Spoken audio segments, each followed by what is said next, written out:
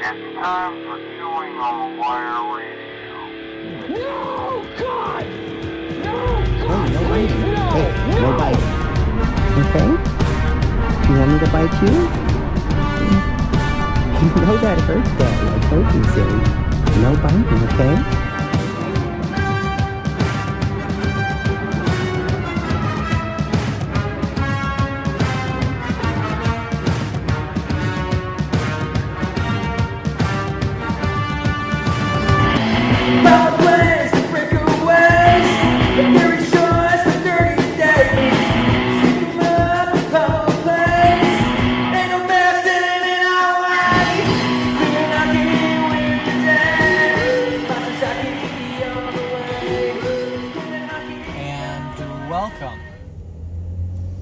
Another bonus episode of Chewing on the Wire, and what I think I can say is the first mobile episode of Chewing on the Wire, because we just went to the Terrifier 3 premiere for, media members, or whatever you call them, influencers, or whatever. I don't refer to myself as that, but, whatever. I guess that's what the general public calls, people. But so, Chewing on the Wire, I had the opportunity to go to a, advanced screening of Terrifier 3. We got to go see it at 8 p.m. The regular screening, as soon as it comes out, is 11 p.m. and then another one starts at midnight or something. Then it comes out tomorrow, probably by the time you're listening to this, because I'm recording it. What time is it? Recording it, it's just 11 o'clock. Maybe you'll hear this before, it comes out. Before it comes out tomorrow, at midnight. But, so yeah, I brought all my mobile recording stuff that I could, so this sounds somewhat okay, in the car with me. So we're driving. Like I said, it's the first mobile episode of Chewing on the Wire. So if you hear bumps and gears and shifts and it's kind of cloudy, that's because we're driving. So it's not the best audio quality, but I think it'll do. So anyway, this whole episode is going to be focused on Terrifier 3, etc., etc., as I always love to say. So, basically, if you also listen to the YouTube Live we did, I think I discussed it in there, or when we were live on the last episode of the podcast that we recorded, which, you may have not yet listened to.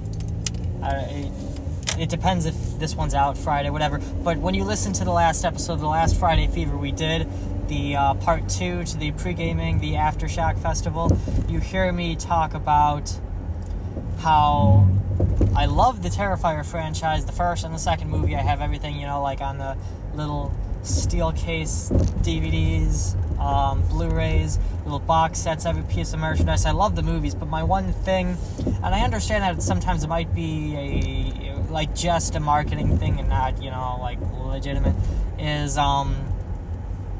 everyone's all about, oh, it's so gory, everyone's throwing up. You see the news articles, everyone's throwing up. In my argument that I kept putting forward, that I discussed for a couple minutes in that episode of Friday Fever, if you haven't listened to it, was kind of I just don't, I understand it might just be a marketing standpoint, but I don't think it's that bad.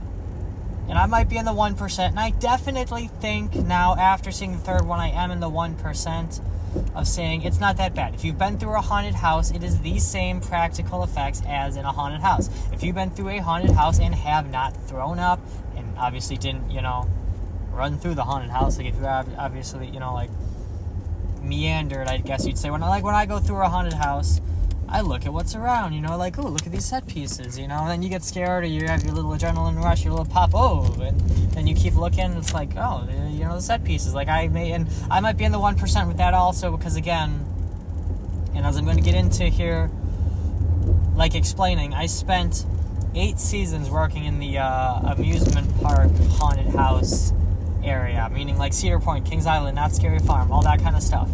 And then over the past 2 seasons, I transferred over to just a full-time, year-round, it's only a haunted house, don't focus on amusement rides, any of that stuff, it's standalone haunted house. And being at this standalone haunted house, I think has really, opened my eyes to see how they make the realistic props. And this is why I say I might be in the 1%.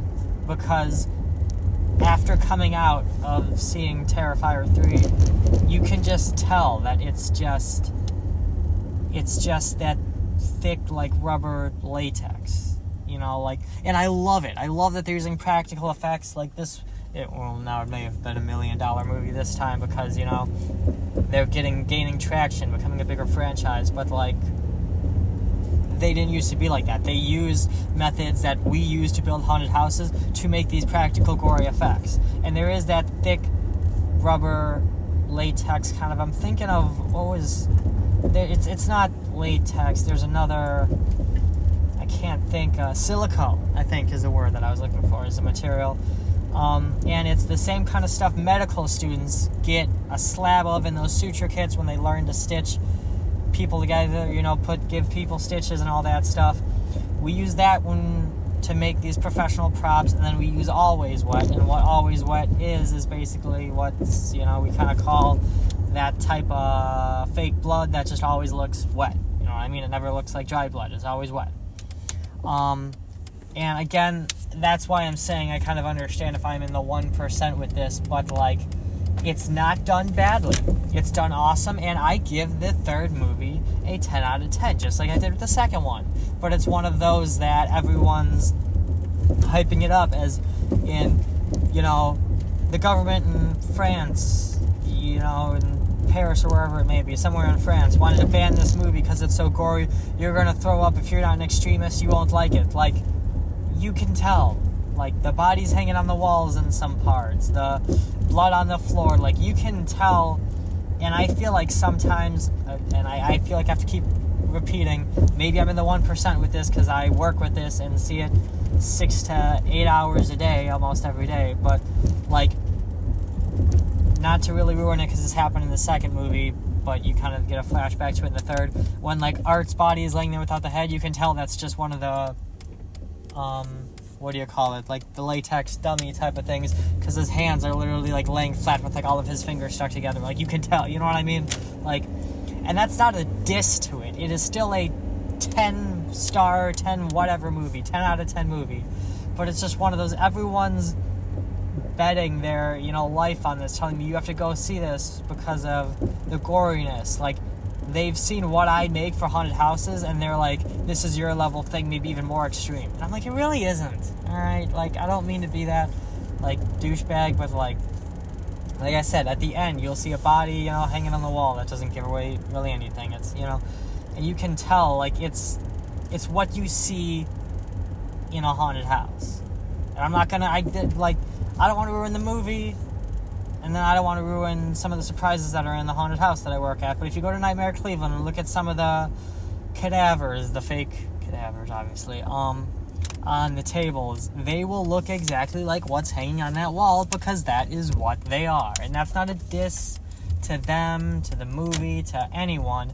That is awesome that someone is making a movie, you know, the way we make haunted houses. That is, like, awesome. Because it's kind of like, for years, for decades, people even before me that made these professional haunts, like Nightmare Cleveland, before Nightmare Cleveland, you know, like I said, before me, all that stuff, were like, how can we get these, you know, more modern day, like, CGI effects in here to freak people out, make it look like blood is exploding and all that stuff, but, like, do it in our haunted house, because we don't have the power of CGI. This is happening, like, live in front of your face, and we gotta convince you it's happening, you know what I mean, if that makes any sense at all. And just us as haunters have kind of figured it out, like, you know, just along the lines of, if we use silicone, just the way it's made, even if you look at it just white, is like, it looks like human skin. And I think it came more from the medical field also, because, like I said, that's what they use for suture kits. That's what they use to teach medical students. And they figured that if you stack it up, you know, a couple inches thick, at least 1/8 of an inch for the top layer, so on and so forth, it reacts like human skin. And then it was one of those, Damien Leone, if I'm saying his name right, just figured it out. You know, he was like, we don't need to have a gajillion dollars. There's people who, you know, quit their day job, rented an old Kmart, and used these methods to make very gory, very realistic, very in-depth haunted houses. I'm going to make a movie like that, but guess what? Not to say that what he did was at all easy, but, like, they have it a little bit easier because you don't have the live audience right there. You can, like, record the blood squirting out of a can or, you know, out of a whatever because it's a movie. They're not in the scene with you like in a haunted house. And like I said, I'm not bashing it, but it's just one of those, everyone's like, oh my god, I've never seen anything like this. Walk through a haunted house. Walk through a haunted house. Like, that's all I have to say. But no. So, and I understand that I might be in the 1% of that because I understand kind of how the practical effects work because that's my day job. But anyway, it is a 10 out of 10 movie, and I will say, I think they let you see, like, more gore each time. I don't know that I'd say it was more extreme. Like, as compared to the second one, I don't know that, there is more kills that you see happen. There's more faces opening up, blah, blah, blah, blah, blah. You see more. Like, if you only saw, I can remember off the top of my head, 3 in the second one. 3 kills right up close. People's heads blowing off, all that. I want to say 5 or 6 in this one. You know what I mean? So it's like they added more. There's more to it. But I wouldn't necessarily say it's, more extreme. Like, they're worse than the second one. But I will say, very extreme series of movies, first, second, and third. So I have to say, 10 out of 10 movie. I do give it a 10 out of 10. I love the series. My second favorite series behind, well, it's not really a series, but the movie You're an X with all the animal masks. And you do find out a lot more about Art the Clown and the whole demon woman and all that I can't remember the original character's name. Pretend I didn't say that. That kind of gave a little... Maybe we already know that. So here's the thing. I'm not going to give the ending away. And me saying Demon Lady doesn't give the ending away because that's not really what it is. There's just this part towards the end that's really confusing. Like, Serena, if I'm saying that name right, Serena, right? The main character, who is the angel of the angel character her dad made in the last one. I'm trying to piece these together. I literally just walked out of the theater right now. So this is none of my thoughts have been put together. I'm speaking out of my ass right now to give a review before the movie comes out, or so we can get this posted. But anyway, so she goes crazy because she sees the stuff on the news, and then she has to take these pills and falls asleep. And then she starts hallucinating or having dreams, and you get put in those dreams. But then all of a sudden, apparently what's happening isn't the dream, and it's a new scene. But then it seems like it's a dream, and you're waiting for it to be thrown back, because it just gets kind of confusing at the end. It puts it all together for you, and I don't want to ruin it, but it's just one of those weird the uncle goes to pick up Jonathan, and then all of a sudden she's having these hallucinations, but then all of a sudden you have to be wait a minute, I can't just slightly ignore this part, because you know how sometimes they go back into a dream state. You get to see what they're dreaming about, and you have to kind of somewhat throw that out of your brain as soon as it ends, because then you got to go back to the main plot of the movie.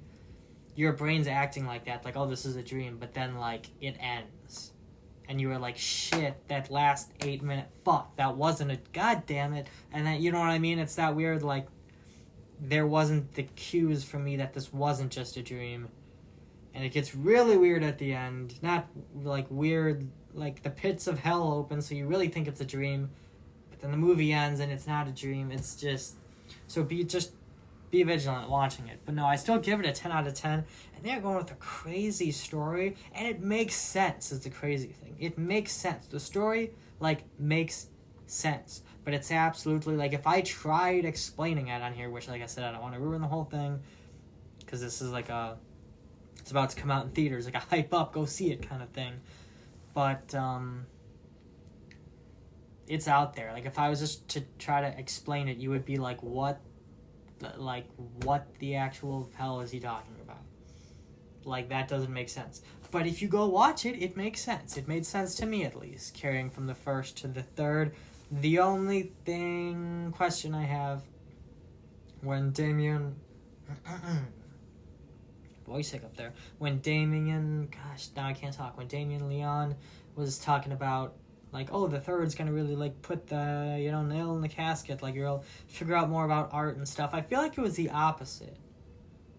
Or, like, this was the little confusion at the end, and I'm not going to completely ruin it, but it's like you figure out a lot about that, mutilated demon woman and what's going on with her and why all that's happening. Then art just kind of disappears. And I don't think that's really ruining it. Like, I don't think saying that's ruining it, and then when you go to the movies and you're like, oh, that's how it ends. But, like, there's a lot more to unpack in the movie.